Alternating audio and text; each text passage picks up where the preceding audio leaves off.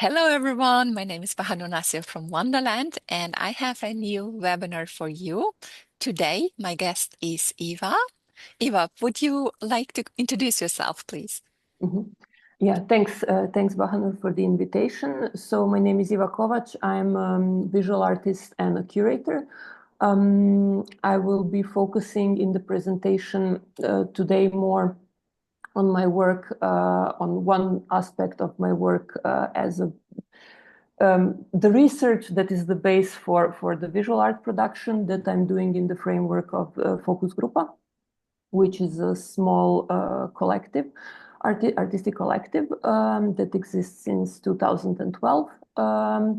And on the other hand, in relation to tracts and also in relation to what I do as work as a curator and a programmer, I am the programming director of the City of Women Association, which is an association from Ljubljana where that was initiated now 30 years ago, that focuses on gender equality within culture, and it shows transdisciplinary artistic production, but also focuses on feminist theory and activism.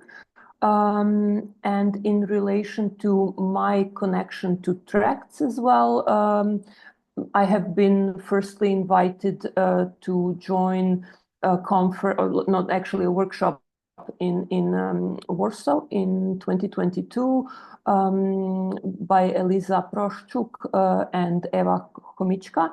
They invited me there to present the City of Women initially. And this was the Traces of Sisterhood workshop that I know that you have already talked with Eliza about.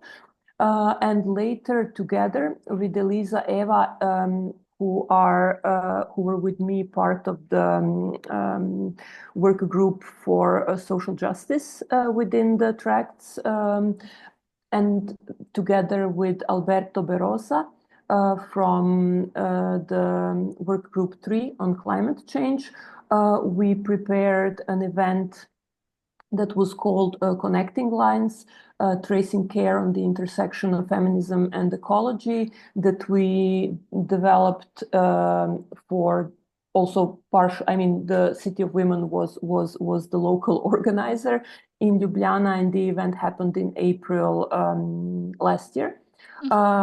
And it was very much kind of because of the specific context where it was presented also in the Museum of Modern Art and in relation to the City of Women. It was kind of very much hybrid. By that, I am not talking about Zooms, but about an event that included both theoretical and academic contributions, but also many artistic contributions that were either presented as something that happened, but also they were introduced by actual artistic events as part of the let's say conference, but yeah, a hybrid format. So yeah. Hybrid format. Thank you very much, Iva. But today you are going to talk about colonialism, and I wonder, you are from Slovenia, you will be talking about Croatia, both very young nations. Would you introduce our guests to the topic of colonialism and your region? How is that related? Because, yeah, I think it's not the first thing uh, that we relate Croatia with colonialism. Yeah, I mean, both Croatia and Slovenia were part of the Habsburg Empire in the period that I will also be discussing. Habsburg Empire was also not a major actor in colonial ventures, but at the same time, there were companies that the state that the crown tried to set up and did set up together with different bankers and individuals from, let's say, more advanced colonial states or regions, like in the case of the company that I will be talking about from Antwerp. A bank from Antwerp was investor in this company, but there were others as well, where basically it was not about state colonialism, but about companies that tried to get their share in the Exploitation. exploitation. Thanks, thanks. I can't find a better word. It It's a is. very good word, very, very It is precise. saying what it is. And then basically the fact that the region itself, because of its being part of a bigger empire at the time and not being part of the discourse at all on coloniality or on decolonial on a place that needs to be decolonized. It's a very nascent, actually, research within the region, but there are, of course, many other connections as well. And then also specifically because I will be talking about a case study of a museum that is now presenting this history in a specific way, the fact that it is not a present discourse, then sometimes you will see mm, ways of talking about this history more aligning with the Western powers than actually clarifying the exploitation aspect. So kind of you will see because I show images and it will be clear kind of how this presentation is quite bluntly showing the aspects of getting rich, but ignoring the aspects of exploitation. Yeah. Mhm.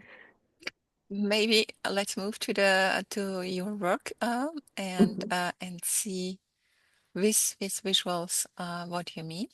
Mhm. So the screen is yours. Thanks. Thanks. I'm sharing. And as we spoke just before, I said that I will also show just the first slide that refers to the Connecting Lines conference that I just mentioned that we organized in Ljubljana. But here I will skip to this image. This is an interior of the company that was today that is today a museum. At the time, it was a company of motors, like producing motors. This is in, I think, 1984. So also in socialist times, the building changed its function, but it was built in 1750 as a company that would be selling and buying or buying raw sugar from ports in Europe at the time, but also try to expand and create primary outposts where they would be buying directly sugar from the Caribbean. And the company lasted for some 75 years, so from 1750 until 1825. Eva, And may I interrupt quickly? Would it yeah. be possible to go on presentation mode because now we see the image very small and all it's a Mhm. flowing. No problem. Just a second. I thought we didn't discuss this before. I didn't. It's just that we see also half of the previous page and Mhm. Okay, I will probably this slideshow should be right. yeah, now it's Yeah. good. Now Okay. because the interior reveals how royal Ah, wait. the building was. Yeah, yeah, yeah. Sorry. Yeah, yeah, of course. So yeah, basically this is whoops.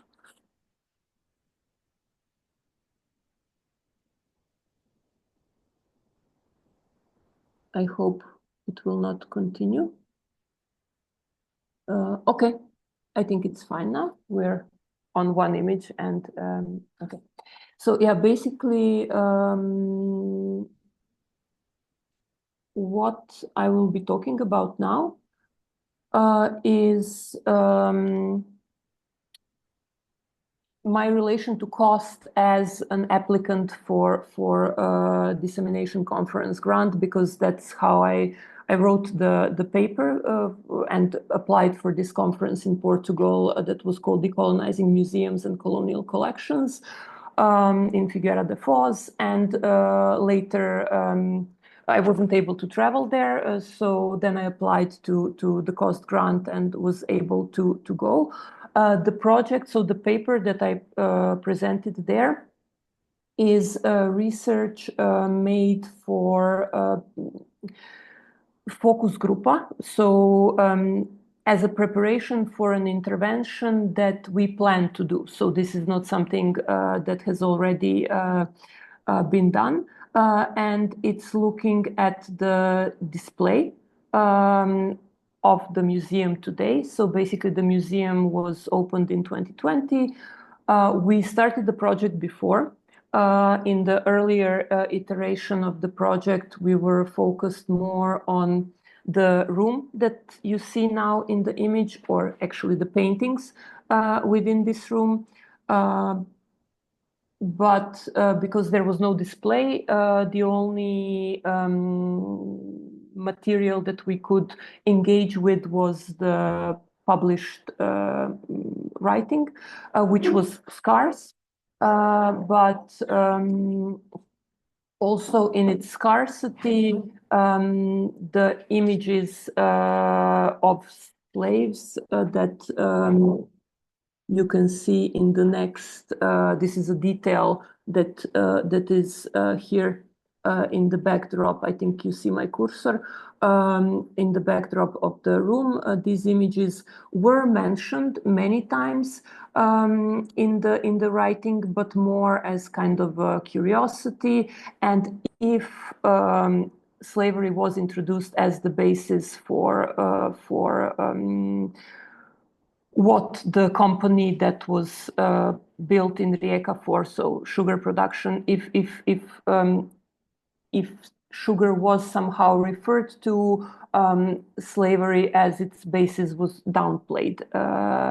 So yeah, that's the first iteration where we actually worked with an exhibition display outside, so the work would be then showed somewhere else, and also an article that we wrote for Art Margins was kind of giving more context, because obviously it's a peculiar and also specific context that needs more, let's say, explanation. So we couldn't show it or work with it only by showing images. So the article is kind of the inherent aspect of the work. While then in the second iteration, or actually it's even more iterations now in between, but what we're trying to do now is to work with the museum directly, so not talk about the museum, not talk about how it represents the work there, but rather how it represents its own history, I mean, and the history of colonialism and the relation between the region and the locality with this history, but really work within the museum and try to shift the narratives slightly in a way that this critical stance is visible also in the display itself. But as we are not capable of, we're not museum curators, so we cannot engage with the museum in a way to kind of change. Also, this is a permanent display, which means that it was just set up. So we will create interventions that will kind of be that can be moved later, but also performative guided tours that try to go through these elements in the display and see how they could be twisted. This is the building exterior. Yeah, I already told you before at the beginning that the building was built as the headquarters for the Rijeka company. That main production was sugar. It was one of the more successful companies of the sort in the Habsburg Empire.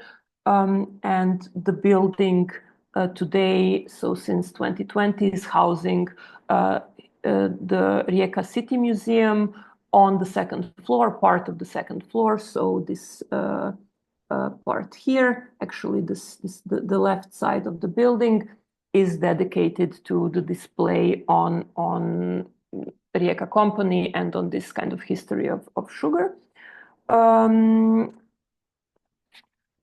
So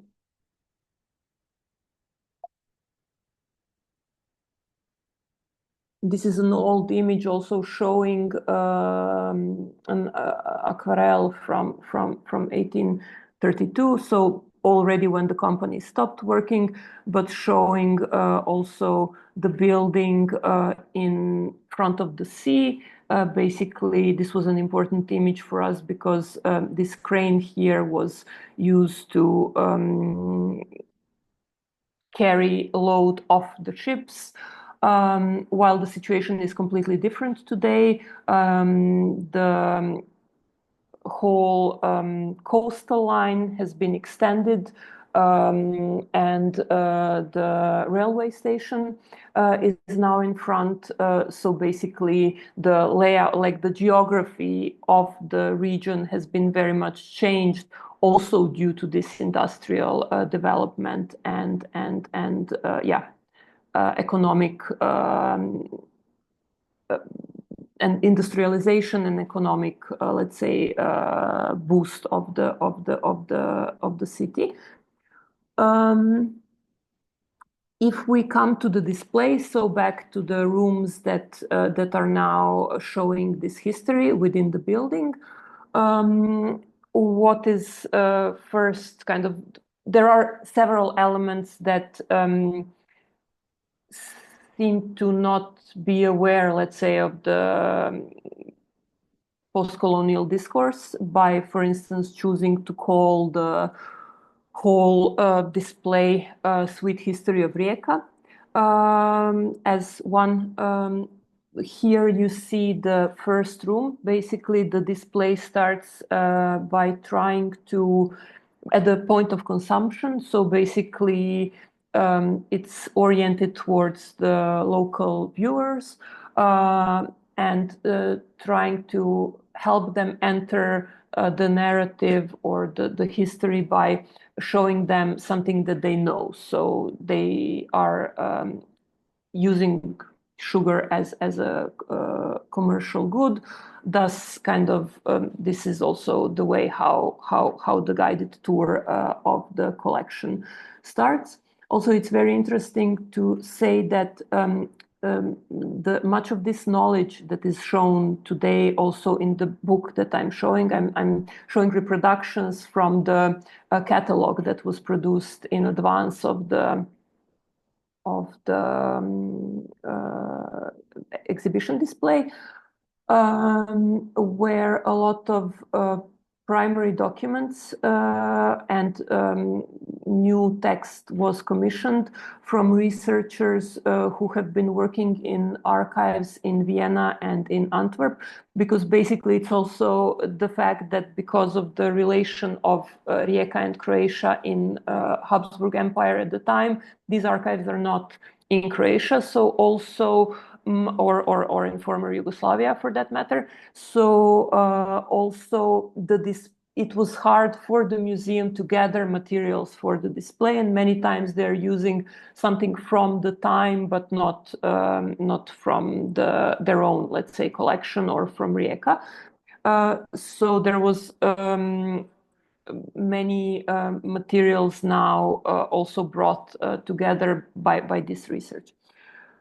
But then, kind of as if the focus on the archives in Vienna and in Antwerp created or kind of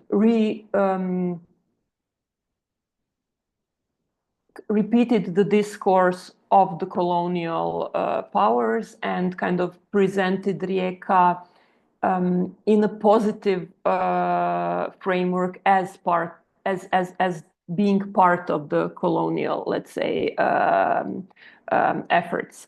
And in this room, the second room that you enter in the building, you see the age of great companies.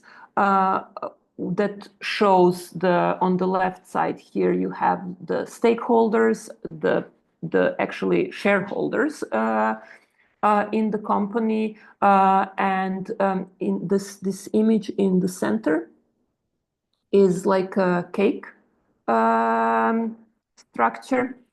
So it's a very direct reference in sharing of the profits of colonialism. So this is something that we think is really important to kind of to say, because it is a new display, it will not be changed, but at the same time, the museum is prepared to have we will see. I mean, we will need to discuss with them exact ways of how to intervene into these displays. But I think that they will be prepared to mention the fact that this is quite offensive, I would say, also to because especially because of the real position of Croatia and the citizens, that was really minor. And like if you look in other in the former research that we did, we really focused on how the workforce and the complaints of the workforce, of the local workforce, that was in a minor, that they were not they were not in charge of production, and they were not in positions that they could kind of change or shift the way how the company was working. So in some sense, taking now the credits while at the same time taking without taking the The credits responsible, for the the responsible. responsibility. Yeah. Exactly. Yeah, is somewhat of a yeah, not best way of representing this history, I think. Thanks. Here you see a detail of this table where the sugar, the squares, these small squares are kind of representing localities that have to do with the Rijeka history. When you press them, some more elaborate context comes out. But basically, it was a European company that had outposts in North America and in Asia, but it was a minor, short-term outpost, and the research there is not as yeah, elaborate on the how it was trading there.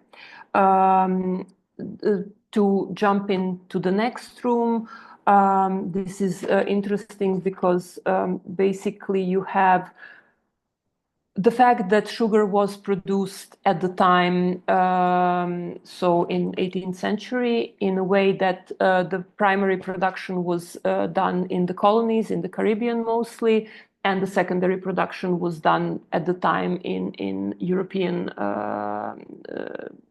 cities that imported sugar, and then it was distributed. This is reflected in the display, and basically,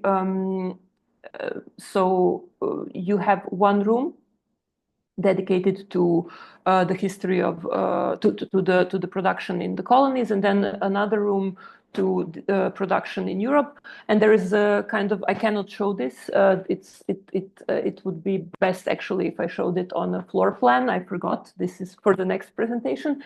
But in the floor plan, you see that it's divided by a big oval room that somehow for us or I think it will be probably used somehow also in later in the guided tour, inserts itself between the two phases of production as Atlantic between Europe and the Caribbean. And if we focus on the images themselves, as I said, basically most of the materials shown in the display are not originals, are not owned by the museum. But in this specific case, it is very much focused on materials that have been used from completely other collections. So they obtained William Clark's 10 views in the island of Antigua. which is a uh, very used and maybe overused visual reference to slavery, especially this image. At the same time, so the this is also the only direct reference to the material reproduced. Many times you have just the acronyms of the archives. So here at least it was clear directly without further research that this is William Clark. But what would be important also to share, for instance, in this case, if we are relying on William Clark's imagery, for instance, is that the images were made in the time when the slave trade in Britain was prohibited, but it was still operating in the colonies, slave labor. And basically, reading about the importance and the meaning of these images, I have found the fact that they were actually anti-abolitionists, so that their use and purpose was to contradict abolitionist imagery that was produced earlier. So it was kind of trying to show the normality and the pastorality of the landscapes in the Caribbean. Um, and I think this is important to also refer to if we're relying on this imagery in the museum. Um, and then again, also peculiar choice to, for instance, show this image by another artist from another archive that shows miniature mill, allows a focus on the body and kind of a very academic. The Jean-Baptiste Debray is a very academic oriented artist that went to Brazil and made many paintings there. And kind of the image takes us doesn't really show the proper process of how sugar was produced on the scale that was needed for production in Rijeka. So basically, it was not a home mill that was used. And then again, here you have this image, which is from William Clark, which could be used. So this is the mill from the 10 views. So basically, we will try to propose then to try to not use the Brez image, because there it's also an objectifying image of the male body that is working in the mill. While if we're trying to stick to this narrative, this is showing the process in a much more accurate way. So yeah, that's the part on the production in colonies.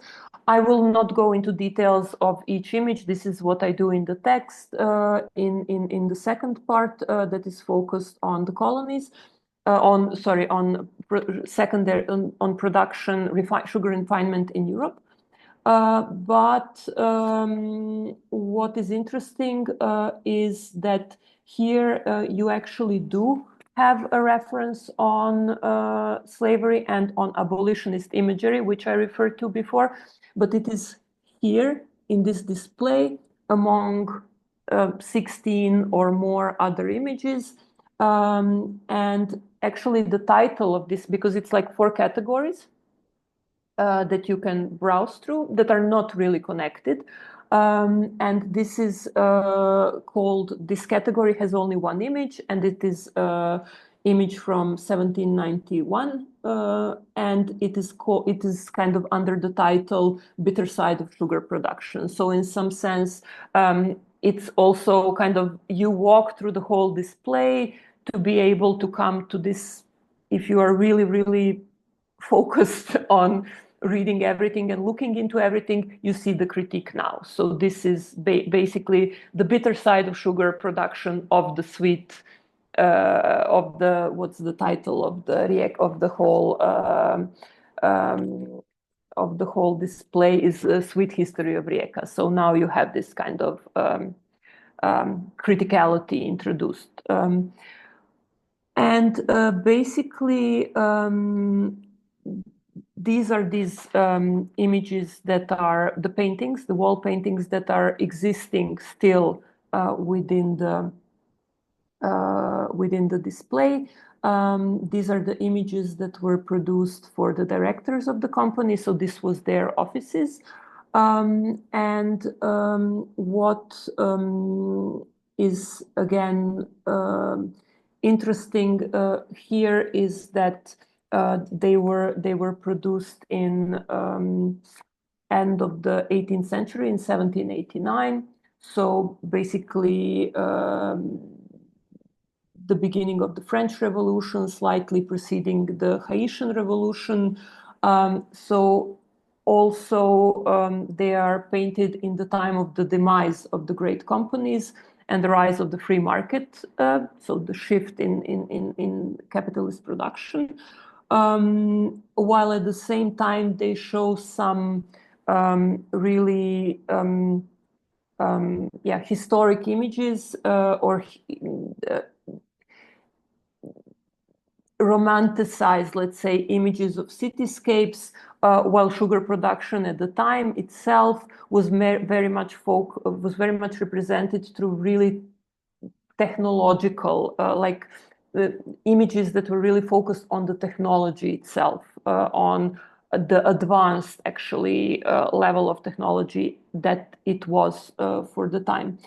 So in some sense, we're also kind of looking at this room as kind of a possible, like you could see it as the director's dwelling on and reminiscence of the Antwerpian on the peak of colonial development and also sugar manufacturing in Antwerp, which was in the 16th century, but at the same time, it's kind of with the images of boats. And this is the view now, so there's no sea there because that's I showed you in the beginning the image with the beautiful kind of landscape in front. Now there's a silos in front of the building. And here, for instance, you see these Austrian flags. So it's kind of we dwell around these or think around these paintings as images both of reminiscing of the past or of ambitious futurity for the Habsburg Empire, but at the same time, like this is also the end of this type of sugar production with the Napoleon blockade, basically the shift to from cane to the other type, the root, the beet sugar production. So in some sense, also the end of this company, end of this way of refining. And yeah, I mean, Thank you very is much, Iva. thanks. Thanks, Wagner. Would you take off the presentation Hmm. so I can see you? Of Uh, course. uh, the imagery, I mean, I'm an architect, so it's kind of like uh, we didn't have sugar before in Europe, and with the colonialism, these sugar canes, and it doesn't matter if you go to the Caribbean or to Fiji or wherever. It's really like everywhere canes were uh yeah grown for Europe mainly because people there couldn't afford it. So it's immense how big the scale is. You build these ports, you build those companies, factories for 60, 70 years of production. This is a lot of money where all the labor cost much more. The material was so hard to get and so on. And it's insane, as you said, if you imagine that with sugar, which is so unnecessary in this amount, uh, all those could be financed is crazy. It shows how much exploitation has to be for the environment, but also, as you said, for the people. It's insane because I had the feeling it at least lasted a few hundred years and it built up, and but they really accumulated within decades so much wealth out of these things. And your presentation shows in a short presence of a factory that you could make so much money, and it's insane. You said the company was stopped, and I assume there are some sentiments connected to the factory. I don't know if you can tell about that, how people relate. I don't know how how much industrial the building is also felt, because it feels rather royal and Mhm. very ornamented and so on. And I had the feeling it's kind of like the exhibition is uh, more than academic marketing, Mhm. the content. So it continues kind of like the tale of yeah, we also have our sugar side and connected to that, which yeah, which Mhm. again shows that we all are connected also in all the crimes. Exactly. Exactly. No, if I start from the end of what you have commented on and opened up with your comment, the whole renovation of the building and the whole new display was actually prepared in the framework of European Capital of Culture. And the funding for much of the work done and the renovation and everything was done in this frame. And it's interesting because Rijeka won the title of European Capital of Culture for 2020. The whole process of preparation starts earlier. This research was done intensely, I'm sure, in this later period, but it's been researched on. The museum has been researching this history. But yeah, the display and the fact that it was presented during European Capital of Culture year, I'm sure it has to do with this representational factor and focus on how to uh,